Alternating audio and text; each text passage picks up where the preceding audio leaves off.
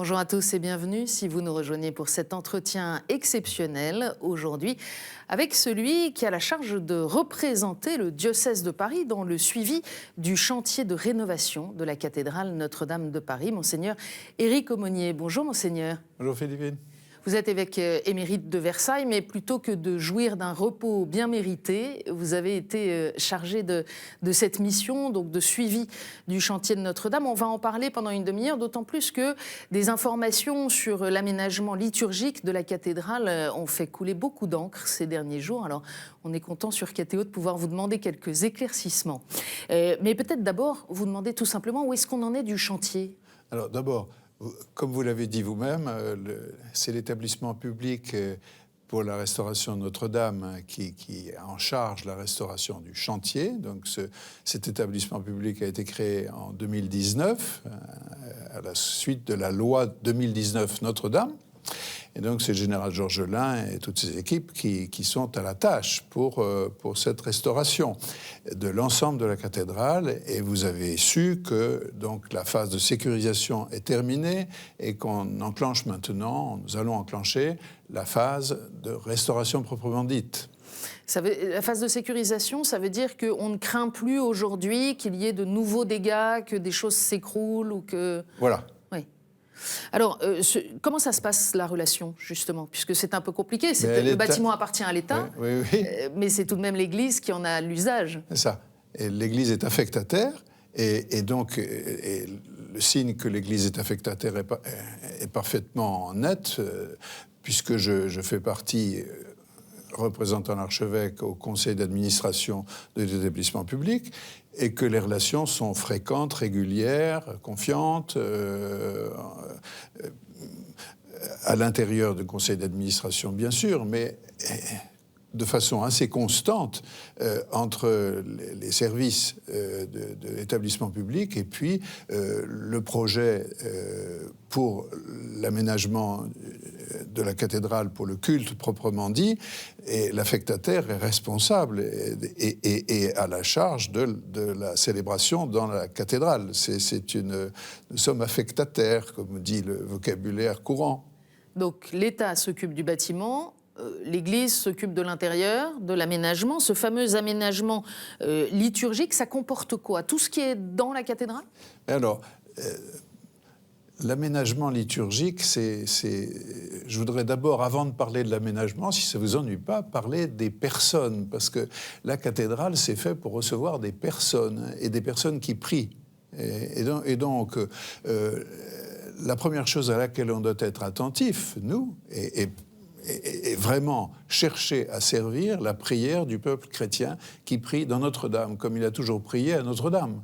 Et donc ça, c'est notre première tâche. De même que l'accueil des personnes qui vont venir à Notre-Dame, chrétiens ou non chrétiens, et qui vont entrer dans ce magnifique vaisseau et qui vont le découvrir. Ça, c'est notre principal objectif, si vous voulez. Parce qu'on le sait, Notre-Dame de Paris, ce sont à la fois des gens qui viennent prier, qui viennent aux offices, à la messe, et puis des touristes qui viennent visiter. C'est des touristes, mais c'est des touristes en même temps. Le mot touriste, enfin, on peut toujours le discuter. Disons les visiteurs. J'aime bien ce mot-là parce que on vient visiter quelqu'un aussi. On ne vient pas simplement visiter un bâtiment. Il y a là, quand on vient à Notre-Dame, on vient visiter quelqu'un et on voit des gens qui prient et on entend des gens qui prient. Donc c'est pas tout à fait la même chose que de rentrer dans n'importe quel édifice, c'est clair. Et c'est un des monuments les plus visités de France. Oui, je crois que on est autour de 11 millions d'habitants. On était autour de 11 millions de visiteurs avant l'incendie.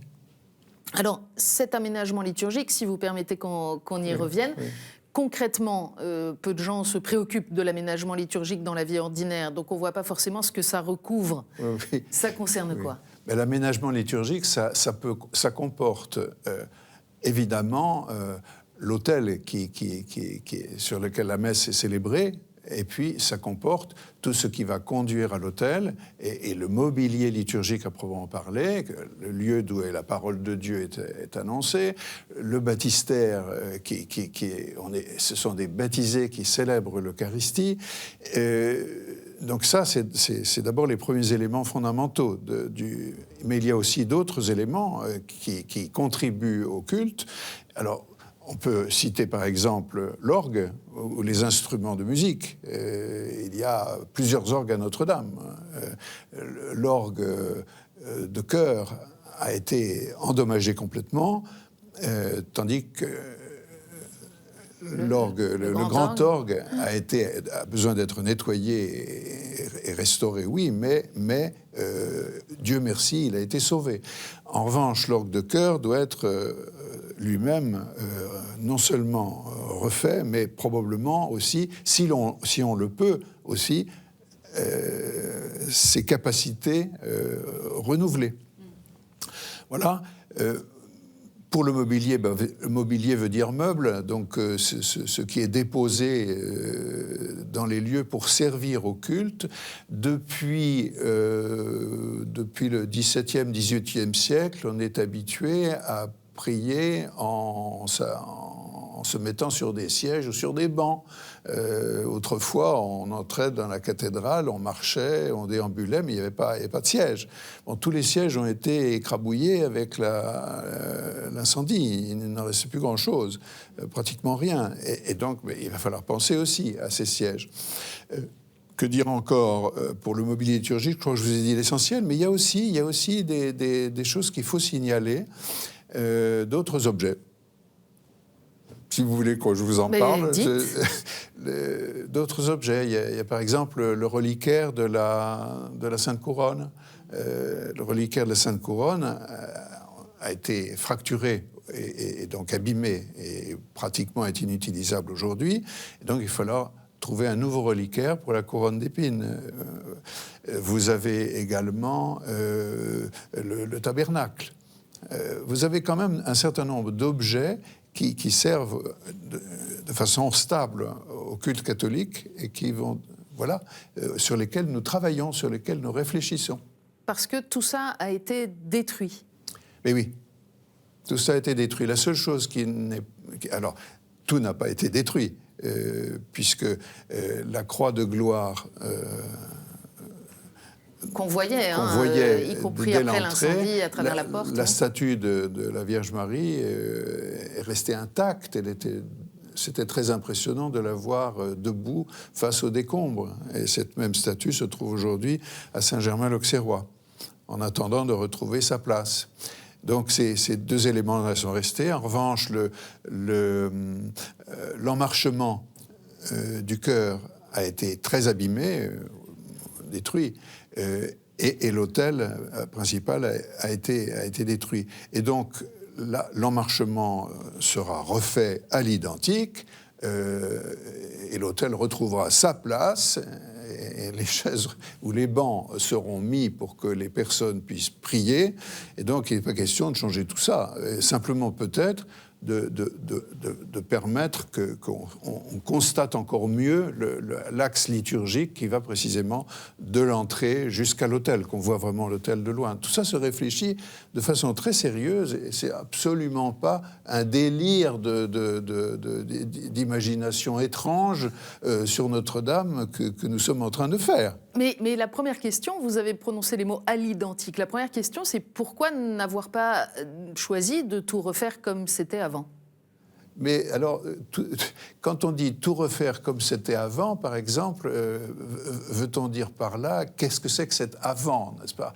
Parce que les chapelles étaient toutes noires de suie avant l'incendie. Faut-il refaire les chapelles à l'identique ? Non, mais vous comprenez bien ce qu'il y a derrière la question.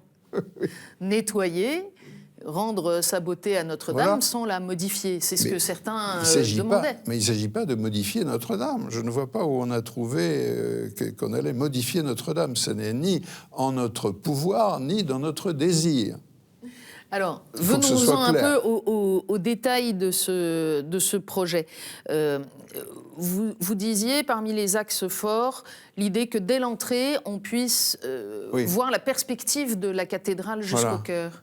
Alors, ce qu'on essaie de réfléchir en ce moment, c'est de voir comment on peut améliorer la façon d'entrer dans Notre-Dame. Parce qu'on peut quand même toujours chercher des méthodes, des manières de faire pour permettre aux visiteurs de visiter en ayant les meilleurs moyens de compréhension. Voilà. Et donc l'entrée par le porche central nous paraît une chose tout à fait souhaitable. Mais qui ne voudra pas dire, par exemple, que la déambulation des visiteurs se fera par l'allée centrale, ou alors comment prier en même temps? Non, simplement, ce qu'on peut imaginer, c'est que en entrant, on puisse avoir une partie, en tout cas, de la nef qui soit dégagée, mais que les fidèles ne restent pas là à déambuler dans la nef sans trop savoir où aller, mais qui puissent être conduits aussitôt vers la déambulation autour de la cathédrale, en passant par le nord pour terminer au sud. Avec un parcours. Avec, oui, un parcours qui est un parcours, au fond, d'initiation à ce qu'est le mystère chrétien qui est célébré dans la liturgie, qui est célébré dans la cathédrale, en commençant par la création et en s'appuyant sur ce que peuvent apporter les chapelles qui vont être toutes rénovées et dans lesquelles il y a des œuvres déjà. Voilà. Qui vont rester. Qui vont rester et qui, alors, certaines pourront peut-être trouver une place. Alors, certaines resteront dans le même lieu, mais on peut peut-être se poser la question de savoir si elles ne peuvent pas être déplacées ou mises ailleurs. Mais ça, c'est des questions qui se réfléchissent, qui se travaillent. Il n'est pas question, et d'ailleurs nous n'en avons pas le pouvoir là encore, le patrimoine veille avec soin à ce que ce qui est dans la cathédrale y reste. Ce fameux parcours catéchuménal, c'est une innovation. On ne connaît pas d'exemple aujourd'hui d'église ou de cathédrale qui propose un tel parcours. Comment ça va se concrétiser ? Je pense surtout, je pense qu'il faut se rappeler que les gens qui rentrent à la cathédrale ne sont pas tous de culture chrétienne. Voilà. Et alors, il est tout à fait normal qu'entrant dans une cathédrale catholique, ils puissent comprendre là où ils sont. Et donc, tout ce que l'on pourra faire pour aider cette compréhension, on le fera. Mais c'est encore à l'état d'élaboration de projet. L'idée d'un parcours missionnaire ou d'un parcours d'initiation a été conçue dans ce sens, ou est conçue dans ce sens. On a lu ou entendu, par exemple, qu'il pourrait y avoir dans ces chapelles latérales des projections de versets bibliques, éventuellement en différentes langues. Est-ce que vous confirmez que ça fait partie du projet ? Ce qui fait partie du projet, c'est la question suivante. Comment est-ce qu'on peut permettre à des personnes de langues différentes, de continents différents, de comprendre quelque chose sans abîmer en rien la structure de la cathédrale, les murs, on ne va pas toucher aux murs. Et donc comment peut-on faire au mieux, de façon sobre et de façon fine ? Mais c'est pas ce que faisaient les statues et les peintures, précisément. Oui, mais quand vous êtes pressé, que vous visitez une cathédrale comme Notre-Dame, vous n'avez pas forcément le temps d'aller regarder inscrit en tout petit en bas d'une statue ce qui se passe. Vous passez, et vous passez vite. Et c'est normal d'ailleurs, parce que la visite de la cathédrale se fait en 20 minutes à peu près. Je veux dire que c'est l'habitude. La visite de quelqu'un dure en moyenne ce temps-là. Vous avez trouvé que je fais du mauvais esprit, mais j'ai une amie qui a fait une remarque qui m'a beaucoup frappée à propos de cette idée de projection de versets bibliques, en disant combien elle trouvait ça curieux pour le christianisme, qui est précisément la religion de l'incarnation, de finalement préférer projeter des textes que donner à voir les statues, les peintures figuratives. Non, mais c'est pas, de toute façon, ça ne serait pas, dans notre idée, ça ne serait pas projeter des textes, c'est de projeter une parole biblique. Voilà, c'est pas tout à fait pareil. C'est la parole de Dieu en question. Voilà. Et d'autre part, ce qui indiquera la signification des tableaux, c'est les tableaux eux-mêmes, c'est les œuvres qu'on verra. Il faut que ça parle. Alors, vous avez dit l'axe central, les chapelles latérales avec un parcours.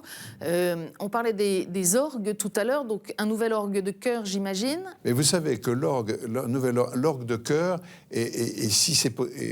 nous avons la possibilité, nous allons avoir la possibilité d'élargir, d'étendre les capacités de cet orgue de chœur. Voilà. Donc ça, c'est une belle nouvelle, et belle nouvelle aussi pour la musique sacrée à Notre-Dame, qui joue un rôle indispensable avec l'ensemble de la musique liturgique de Notre-Dame, et qui a besoin aussi de cet orgue, évidemment.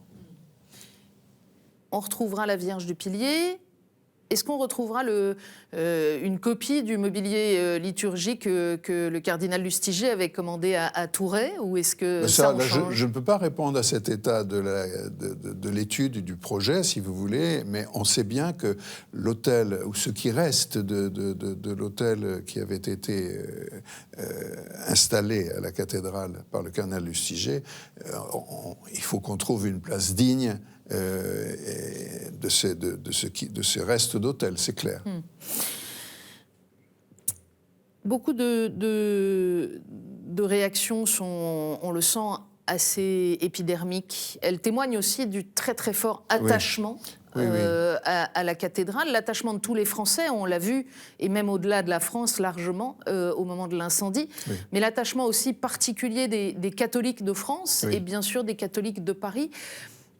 Beaucoup ont regretté que ces réflexions n'aient pas été plus partagées à l'heure où on parle de synodalité. Merci beaucoup de me poser cette question. En même temps, dans votre question, il y a un bout de réponse, parce que précisément, je crois que si on ne se contente pas de parler de synodalité, mais qu'on l'exerce, ça va être maintenant très important de pouvoir dialoguer avec les fidèles du peuple chrétien de la réflexion qui s'opère sur le parcours à Notre-Dame et de l'ensemble de la réouverture de Notre-Dame. Il ne faut pas que les choses arrivent comme ça, sortant de je ne sais quel cabinet secret, mais qu'ils y participent déjà. On a commencé avec les prêtres. Il y a déjà les prêtres du diocèse, par doyenné, ont entendu les grandes lignes du projet. Voyez. Mais il faut qu'on continue et qu'on aille même un peu plus loin. Mais entendre les grandes lignes et réfléchir ensemble, c'est pas tout à fait pareil. Eh bien non, c'est là où vous parlez de synodalité. Ça veut dire que les éléments qui ont été validés par l'État, puisqu'on a vu qu'il y a une étape qui a été franchie ces derniers jours, qui ont été, dans vos projets en tout cas, jugés recevables avec quelques petits aménagements, c'est pas quelque chose qui est fini, terminé, le dossier est ficelé, maintenant on passe à la mise en œuvre ? Non, de toute façon, ce qui s'est passé dernièrement, c'est simplement qu'à la Commission du patrimoine et de l'architecture, tous les éléments qui pouvaient avoir un impact sur le patrimoine ou qui pouvaient poser des questions au patrimoine ont été étudiés. Voilà. Et donc nous avons des recommandations de cette commission et donc cette étape est franchie. Maintenant, il s'agit bien sûr de regarder d'un peu plus près l'élaboration de ce fameux parcours et puis l'élaboration des éléments liturgiques dont j'ai parlé, des éléments de mobilier liturgique. Vous parliez de la couronne d'épines avec le reliquaire donc, qui a été abîmé, dites-vous, et donc la nécessité de lui trouver un nouveau support, si je peux dire ça comme ça, qui serait donc au fond. Alors, l'idée avec le reliquaire, c'est ce que vous venez de dire, mais je souligne à ce propos les espaces de dévotion que nous voulons non seulement maintenir, mais situer de belle manière. Il y a des espaces de dévotion et puis des espaces de confession aussi. Donc, des confessionnaux avec des lieux où on confessera, un lieu où on pourra vénérer la croix, et un lieu, après avoir passé devant la croix, où on pourra vénérer la couronne d'épines. Voilà. Donc ça, il faut qu'on réfléchisse beaucoup à la façon de procéder. Par exemple, comment est-ce qu'on va faire pour qu'il n'y ait pas trop de personnes au même endroit qui risquent éventuellement d'abîmer un parquet. Par exemple, ça c'est un parquet ou bien plus exactement des dalles de pierre qui ont été disposées sous Louis XIV. Eh bien, on fait attention à ça. Ça, c'est une recommandation qui nous a été faite. Mais il y a beaucoup d'autres choses auxquelles nous devons être attentifs, et notamment au flux. Comment des personnes vont-elles pouvoir déambuler et les autres pouvant se recueillir et s'arrêter? Comment va-t-on faire? Et ça, tout ça se réfléchit aussi avec les personnes qui avaient l'habitude de la visite de Notre-Dame avant l'incendie, bien sûr. Monseigneur, il semble que, par exemple, ce projet de manière d'exposer la couronne d'épines et puis cet axe central ne soit pas un projet tout à fait nouveau et qu'un projet déjà en 2004, avec les mêmes architectes, liturges qui avaient réfléchi, avait déjà été proposé puis finalement retoqué. Je ne sais pas si ça avait été retoqué.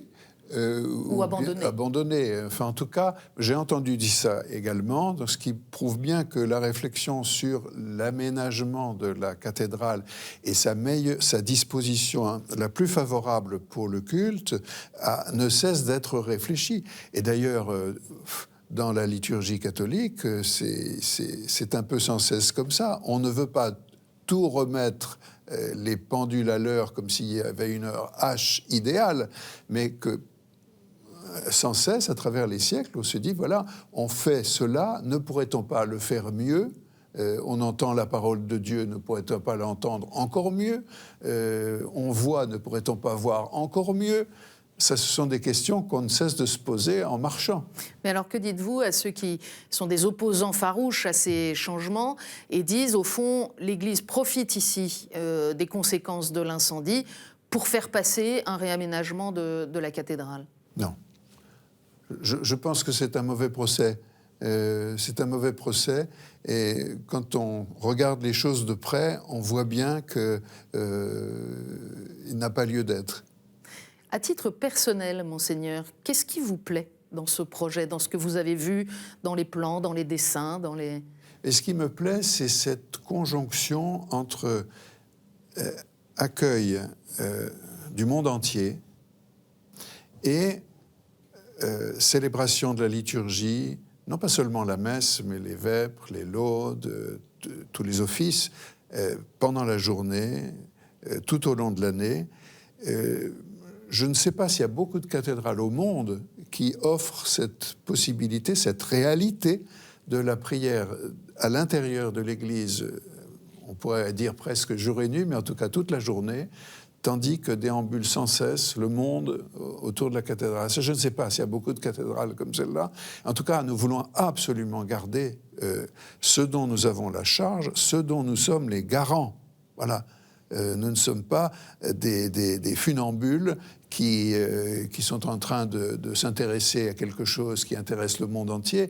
Non, nous sommes chargés de la liturgie à Notre-Dame et nous essayons de le faire au mieux comme nous le faisons depuis des siècles. Ce n'est pas une expérience hasardeuse? Non, mais non. Vous ne passez pas pour un révolutionnaire. Est-ce que dans tout ce que vous avez vu, vous vous dites, oui, je retrouve les fondamentaux de la cathédrale que, comme évêque auxiliaire de Paris, dans laquelle vous avez vous-même célébré pendant longtemps? Oui, tout à fait.